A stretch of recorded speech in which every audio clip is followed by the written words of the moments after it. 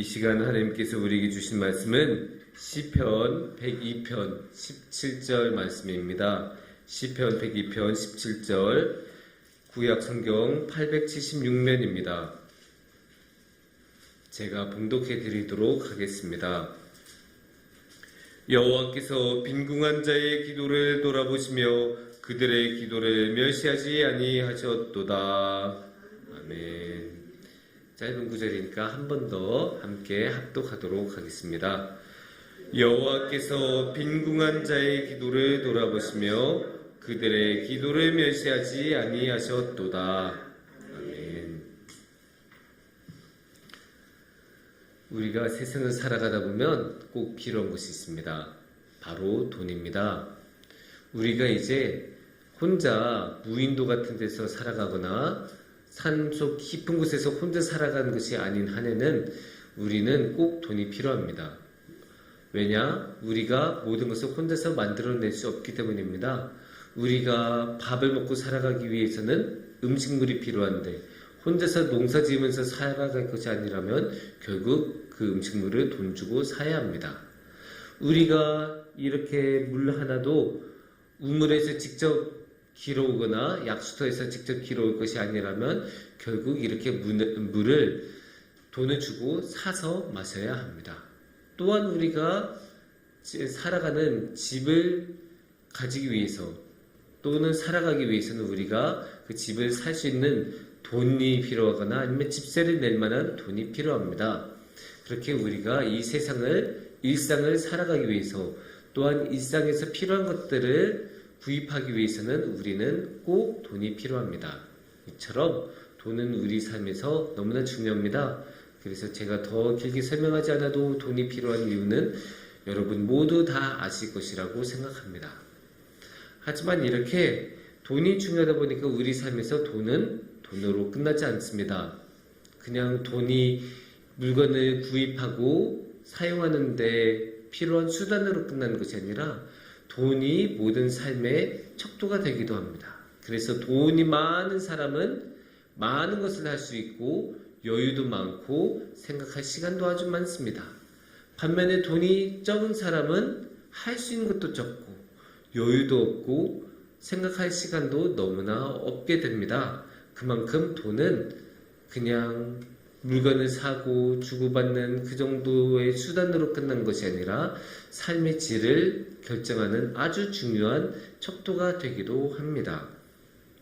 그래서 돈이 많은 사람은 더 많은 것을 풍요롭게 누리는 반면에 돈이 없는 사람은 할 수 있는 것이 아주 적게 됩니다. 그런데 요즘 사회가 흐르는 것을 보면 그냥 돈이 있는 것 때문에 그냥 할 수 있는 것이 많고 적은 것으로 끝나지 않습니다. 돈이 많으면 그냥 할 수 있는 게 많고 생각하고 또 구입할 수 있는 것이 많은 것으로 끝나는 것이 아니라 정말로 넉넉하게 평판도 좋아지고 명예도 얻고 아주 좋은 사람들이 많이 모이면서 이렇게 높임을 받는 경우도 많습니다. 반면에 돈이 적은 경우에는 반대가 되겠죠. 사람들이 모이지도 않고 주위에 도와주는 사람도 없고 그냥 돈이 없다로 끝난 것이 아니라 왜 저렇게 살까라는 명예도 잃어버린 경우가 굉장히 많습니다. 특히 인터넷의 댓글 같은 것들을 보면 그런 흐름들을 자주 볼 수 있습니다. 옛날에는 이야기들을 보면 가난한 사람이 아주 열심히 일하고 노력하고 아껴서 돈을 차근차근 모아서 가게 하나 내고 그 가게에서 열심히 일해서 그 가게가 번창해서 열심히 돈을 많이 모아서 결국은 부자가 되고 또 명예도 얻는 그런 이야기들을 우리가 옛날부터 많이 봐왔는데 요새는 돈이 없는 것으로 시작하면 그냥 쭉 돈이 없는 것으로 끝나고 그리고 그냥 그것으로 끝난 게 아니라 그냥 돈이 없고 가난하다고 끝난 게 아니라 쟤는 가난하니까 가난한만 해. 가난한 사람은 이거 있으니까 다 가난한 거야 라고까지 이야기가 합니다. 그러니까 이게 어떤 이야기냐면 돈이 많은 사람은 그냥 돈만 많은 것이 아니라 윤리적으로도 부자예요. 돈은 많을만 하니까 많다? 저 사람은 분명히 장점이 있고 뭔가를 잘 하니까 그래 그 사람은 그러니까 돈 많을만 해. 근데 돈이 없는 사람은 걔 그냥 돈이 없는 거 아니야? 걔는 그럴만 하니까 돈이 없는 거야 라고. 그래서 돈만 없을 뿐만이 아니라 윤리적으로도 가난해지는 그런 상황이 옵니다. 이게 참 요새 그런 인터넷에서의 글을 보거나 사람들이 인터뷰하거나 특히 어린 사람들일수록 나이가 젊은 사람들일수록 그런 경향이 많아지는데 아무래도 요새 사회가 계층 간의 이동이 점점 더 작아지고 이미 기성사회가 굉장히 공고해져서 이 아래 계급에 있는 아래 가난한 사람들이 부자가 되기 어려운 그런 사회가 되다 보니까 점점점 더 그렇게 돈이 열심히 일해서 죄송합니다. 열심히 일해서 돈이 많아지는 그런 이야기가 적어지고 그런데 마음은 또 자신은 부자가 되고 싶은 마음이 있으니까 이 가난한 사람하고 자신을 동일시하기보다는 자신을 부자하고 동일시해서 스스로는 돈이 그렇게 많지 않더라도 자신을 부자라고 생각하면서 부자의 편에서 모든 것을 생각하는 그런 사회가 그런 사람들이 점점 많아지고 있습니다. 그래서 사람들을 딱 볼 때 돈이 많은 사람을 동경하고 그리고 가난한 사람을 볼 때도 자신도 그렇게 돈이 많은 것도 아니면서 돈 많은 사람에서 그 가난한 사람을 바라보면서 그 가난한 사람을 멸시하고 무시하는 경우가 굉장히 많습니다. 그래서 돈이 적은 사람은 그냥 돈이 없다라는 것으로 끝나지 않고 걔는 돈이 없을만 해. 돈이 없으니까 그 사람의 생각도 그만큼 적은 거야. 그렇게 무시하고 멸시하게 되는 이야기들을 요새는 굉장히 많이 볼 수 있습니다. 그래서 가난한 사람은 가난한 것이 너무나 당연하고 그렇게 너무나 당연한 것으로도 끝나는 것이 아니고 그 가난한 것이 자업자득이라고 말하고 더 나아가서 그 가난한 사람은 가난해야 하는 것으로까지 갑니다. 왜냐하면 가난한 사람은 윤리적으로도 가난한 것으로 평가를 받기 때문에 그러니까 쉽게 말해서 가난한 사람은 나쁜 사람이기 때문에 그런 나쁜 사람이 풍요롭고 잘 사는 것은 잘못된 일이니까 그러니까 가난한 사람은 가난하게 반드시 살아야 한다는 징벌적인 생각까지 요새는 갖는 경우가 많습니다. 이렇게 되면 얼마나 슬픕니까? 특히 가난한 사람의 입장에서는 너무나 슬퍼질 수밖에 없습니다. 돈이 적고 가난하게 사는 것만 해도 굉장히 서럽고 살아가는데 많은 어려움이 있는데 근데 그것으로 끝나지 않고 자신을 그렇게 나쁜 사람으로 여기고 나쁜 사람으로 취급을 하고 심지어 가난해야 한다고까지 몰아붙이면 그 사는 게 얼마나 슬프고 힘들겠습니까? 그래서 자신의 어떤 의견을 내도 무시당하고 가난한 사람이니까 그게 말이 되는 거냐 하면서 그렇게 멸시당한다면 얼마나 슬퍼지겠습니까?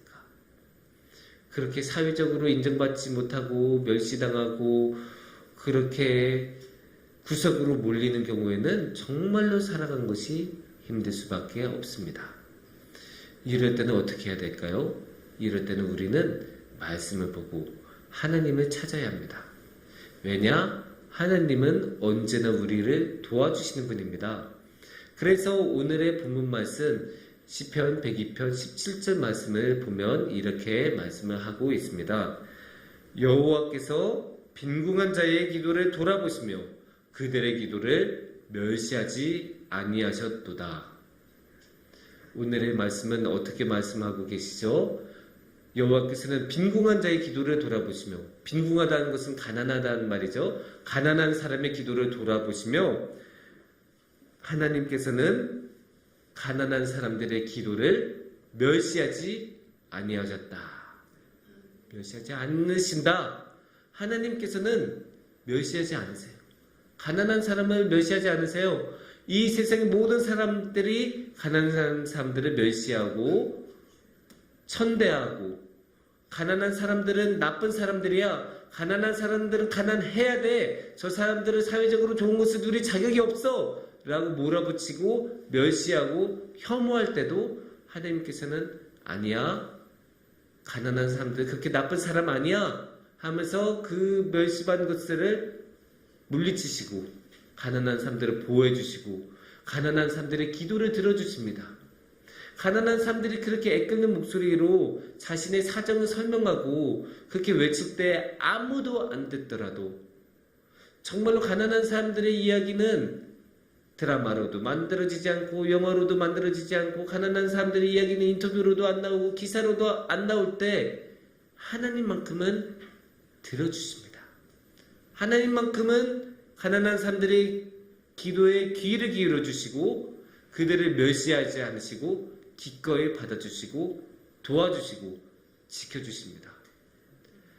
이러한 하나님의 모습은 단순하게 하나님이 착한 분이니까 하나님이 그냥 가난한 사람들을 도와주시니까로 끝나서 이루어진 일이 아닙니다. 여기는 분명한 신앙적인 원리가 있습니다. 하나님의 속성이라는 하나님의 본성이라는 신앙적인 원리에서 나오는 그런 하나님의 모습입니다. 그러니까 하나님은 원래부터 의로운 분이시기 때문에 하나님께서는 의를 너무나 추구하시는 분이고 하나님 자신이 의로운 분이시기 때문에 불의를 저지를 수 없으시는 분입니다. 그래서 하나님께서는 가난한 사람을 볼 때도 당연하게 가난한 사람들을 의롭게 대하고 그 의롭게 대한다는 것은 결국 가난한 사람도 평등하게 대해주시고 가난한 사람도 좋은 사람으로 받아주시고 멸시하지 않으시고 그들도 있는 그대로 받아준다는 의로운 하나님의 모습입니다. 또한 하나님께서는 사랑의 하나님이십니다. 그래서 사랑이 너무나 많으시다는 거 여러분 다들 아시죠? 특히 하나님 자신이 사랑이라고까지 요한일서는 말씀하십니다. 그래서 하나님은 너무나 사랑이 많으신 분인데 그런 하나님께서 가난한 자를 보셨을 때도 당연히 사랑하실 수밖에 없고 그 사랑이 있으니까 그 가난한 사람들을 그대로 내버려 두실 수가 없고 꼭 붙들어 주시고 지켜주시고 함께 하셔야 합니다. 그건 하나님한테는 너무나 당연한 일입니다.